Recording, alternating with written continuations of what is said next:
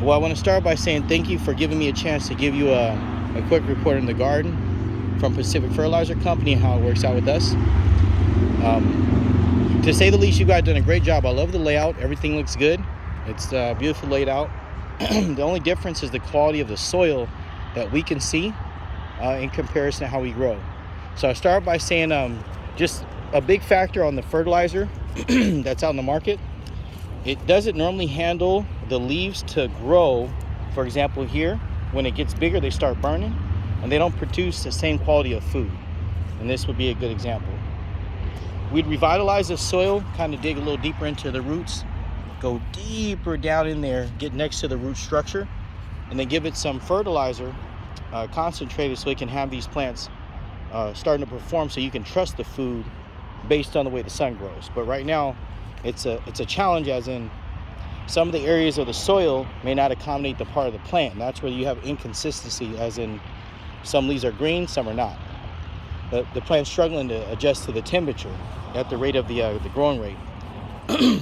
So that's one thing. When it comes to the basil, normally you want to strip these right here. You want to strip them and allow this to be what you use as regrowing new basil in certain areas, just seeds.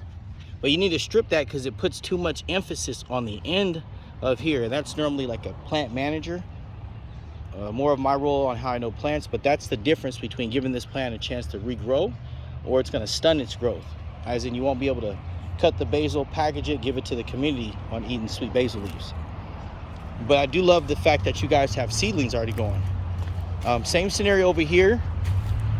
And normally most of the time when you do an off planting concept like basil to deter the bugs, it's not the bugs you have to worry about, it's the nutrition level in the planter box not having enough to support it. So this will be a good example. Even if you cut it, it loses its color in certain areas when it should be like this. So it's just the plant starts sucking from different places and has a hard time trusting it.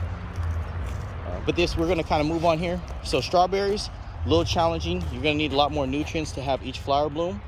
We'd revitalize that.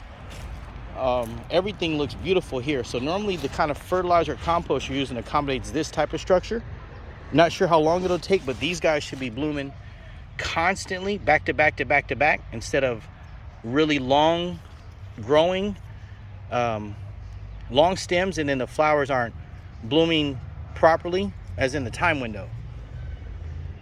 I'll send you a couple examples so you can see. Everything is beautiful here. Everything is beautiful. We're gonna go on here. So celery is a big factor when you grow celery.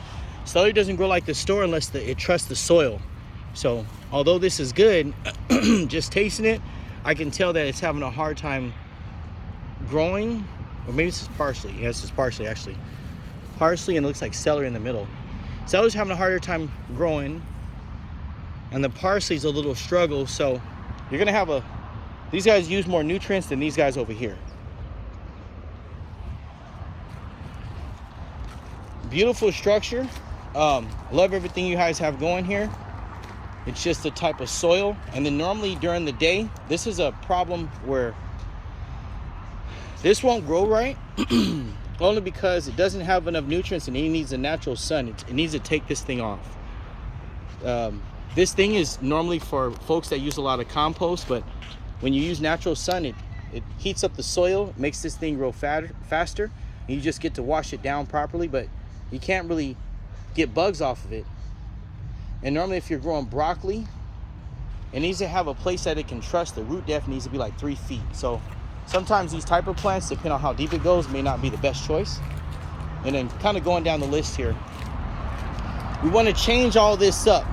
Each different section put a different type of food that allows it to showcase the facility. And that's the difference between our vision on growing. And the green onions will stand up straight up because the nutrition level is really high. So this is just about a quick fix, but it's in the right place. We just have to take this thing down right here, give it some good sun, and revitalize the soil. You guys are good to go. Hopefully this report was helpful. I'm gonna go ahead and finish attending a meeting. Thank you guys for checking this out.